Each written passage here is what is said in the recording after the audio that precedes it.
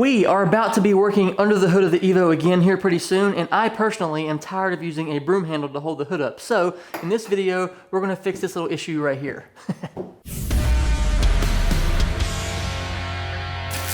What's up, y'all? Welcome back. If you're new here, welcome to the video, welcome to the channel. Now, like I said, we're gonna take care of that hood issue because we're gonna be under the hood quite a bit here soon, and I'm tired of having a broom handle to hold the hood up. I was going to order a titanium hood prop rod because why wouldn't you? But I have since decided against that, and we're going to use these carbon fiber hood prop rods. I am super pumped about these, but in hindsight, while we were painting the engine bay, I could have shaved off this piece here that mounts the hood prop rod from OEM, but you know what? We didn't, and it is what it is. So that's just going to be there. I may still do the titanium hood prop rod in the future, depending on how I like these hood struts. I'm not sure how I'm going to like them, but we'll find out. The original plan was to do a carbon fiber hood, paint it, do the arrow catch hood pins, and they say not to use these dampers on a carbon fiber hood, even though I see it all the time. So I was just going to do the tie prop rod and call it good. But since then, we are not doing a carbon hood, we're doing the OEM hood, and so I figured, why not try the struts out or the dampers out and see how it goes, and we can just go from there. So I digress. Let's get to installing these hood dampers. This should be a fairly straightforward, easy process. They've got everything labeled. Everything should go where it's supposed to go. Call me crazy, but I just don't think that my kit is complete. I think I'm missing a washer. It's not that big a deal, but it doesn't have all the pieces. Unless this washer right here and this washer alone is used for something else. But what? First thing is the quality of these things. Check these things out. These things look so daggone good. Everything looks to be well made, all that kind of stuff, but we'll see how it lasts on the car and all that, but daggone, they sure do look good out of the box. I think on these little feet for the mounts, I'm gonna take my, where's it at here? My 3M rubberized sticky stuff and cut it out and put it on these things so not to scratch up the front fender and the hood bracket and all that jazz.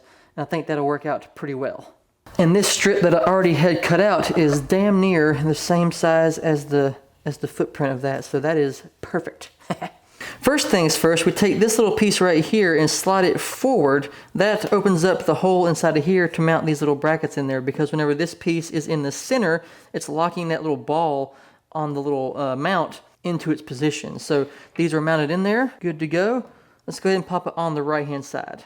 There we are, a little pad on the bottom of the mount so it won't scratch anything up, a little cutting, a little X-Acto action, and that thing looks super, super nice. Now we can pop it on the car. Now, I know these came with these for a reason, but I'm gonna try to mount these things without putting these washers on there. These little guys dig in, I guess, and don't allow things to move around, but I don't want it to dig into stuff like paint. So I'm gonna try to put on the dampers without putting these on, but I may regret that later, but yeah, anyway. One last time for old Trusty here. We got it up on 12-inch blocks, and so you see the issue. The broom handle, for starters, is not long enough. Two, it's not exactly ideal to hold the hood open all the time with a broom handle, so yeah. And now we've already got the titanium hardware on the hood and the fender area, so they have that bigger washer on there, so shouldn't have to worry about using the washers that came with the kit either. Go ahead and loosen up this side. Boop. Bum, bum, bum. Twist, twist, twist, twist, twist. Ah, oh, son of a biscuit. I put the I put the pad on the wrong side. Ah. I went ahead and removed these arms, obviously, from the shock, mounted the pieces on there. Now we can get the shock, put it where it's supposed to be, and we should be good to go. Another thing that I figured out was there is a short and a long platform. So while they both say left and right, there is a short and a long piece. And so the shorter piece, I'm guessing, goes down here on the fender. And I gotta say, I am just not a fan at how this thing mounts onto the fender like that. It like pushes down on it right there. Not a real big fan of that. After we paint this thing, I'll have to put some rubber on that there to keep that protected. Okay, so we will mount this on this one down here. Now, raise it up off of Mr. Broom Handle. Mount it right there. Now that that's mounted in there and clicked into place, we should be able to just fine-tune everything. I don't know if I'm just doing this wrong, but so far I'm not a fan of how these things mount. It's digging in a couple places. I'm gonna put some washers under there so it kind of spaces it out a little bit and see if that helps. I don't think this is what the washers that came with the kit are necessarily for, but I'm going to put these ARP washers, not sure if I'm showing you the camera or not, but I have some stainless ARP washers, and I'm gonna put those on and space these little brackets up off of the parts where they mount to. I'll explain this more in a second, but I have a bit of I'm in a wedge here, clearly. More X-Acto work, because why would you not? Poke a little hole, run it around the inside of the hole, and boop. There you have it. So we'll mount that in there, put that washer on there to raise it up a little bit. Oh, if I can get my head to go up higher. Okay, that is much better. Everything is mounted together now. As you can see right there, it was digging into the fender a little bit, and it was digging in over here. It doesn't sit down flush because it has this lip on the fender. Maybe when we go to paint this thing, I can hammer that out or cut out this section right here. But so far, unless I'm doing this entirely wrong, I am not a fan of the hood struts because of how they dig into everything. If this was fresh paint, I'd be pissed.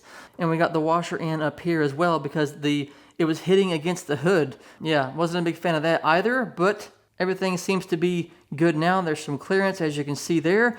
And yeah, we'll throw on the other one and see if it had the same problems, but I mean, they look cool. On to the driver's side. Put the washer under to space it, mount, and tighten down. Keep it off of the friggin' fender as much as I can. And popped on. Raise up the hood ourselves. Boom. And now we have both shocks, so it should be able to hold itself up. Before it couldn't hold itself up with just one shock, so I was having issues, but there it is. That side over there just moved. Ugh. See, this is what I was worried about. Granted, I don't have it like all the way tight, I guess, but if that can rotate, that's not going to be fun for anybody.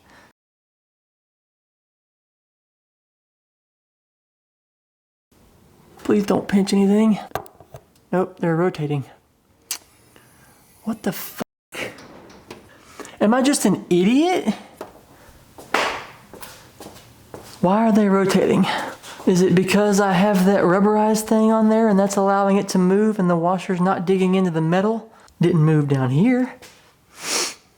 I can only put the thing so damn tight, you know? All right, let's give this thing a whirl and see if it can go down all the way and everything stays in place. Nope, it moved already. God, it didn't take long. Nope, damn it. I feel like I have these things so tight. I'm afraid to like keep tightening them. I don't want to like strip out a thread or something like that. Maybe those washers are not going to be the move, those APR ones. And it's moving around because I'm not using those jagged washers. I don't really want to use those though. Nope, shit. They keep moving, so fine. I'll use the jagged washers. I don't want to, but I will. Okay, switched out the washers. Let's see if this works now with the actual pieces that come with the kit for a reason. Seems to be going all right. Seems to be okay. Nothing's rotating. Well, looky there. Now, let's check it.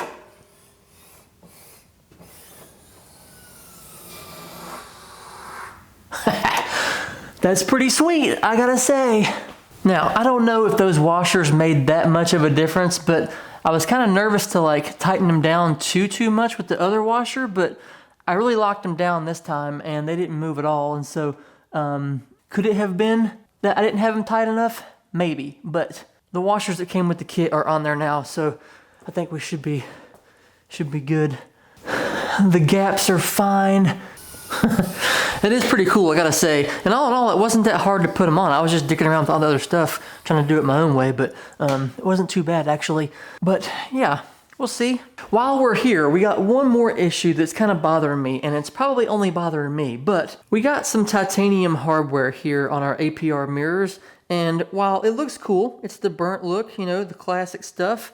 I ordered these a while ago, And since then, we kind of changed up the scheme, and all the hardware on the engine bay and everywhere else now is this custom blue and purple color I had done, and it doesn't match over here. And I don't know if I can just let that go. So we got the blue and purple custom hardware for the APR mirrors. Now everything matches, everything is cohesive throughout the car. I can't help it. Okay, well, all in all, that was a pretty simple install. I don't know if that hardware made that much of a difference. I just don't think I had it tight enough. But either way, it's all on there.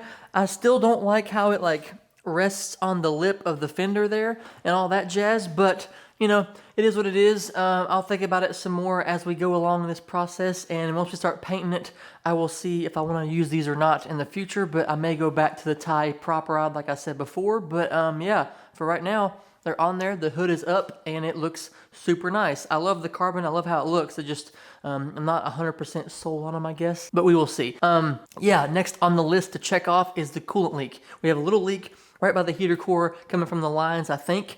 It's running down the firewall and onto the ground, so I'm assuming it's coming from there. I don't know what that would be. They're OEM hoses, OEM clamps, brand new, but I do have some aftermarket hoses on the way. We're going to swap that out, see what we can do there, new clamps, etc. Try to fix that and get this thing back down on the ground and driving, because I want to drive it some more. I want to put some more miles on it because the winters in North Carolina are pretty mild, so I'm able to do that, and I'm excited for it. So yeah, thanks for watching. I do appreciate it very much. As always, drop a comment down below. Let me know what you guys think. Let me know if you guys run these hood dampers and how you like them and all that. I'd be interested to hear that. But yeah, thanks for watching. I'll see you next time. Bye.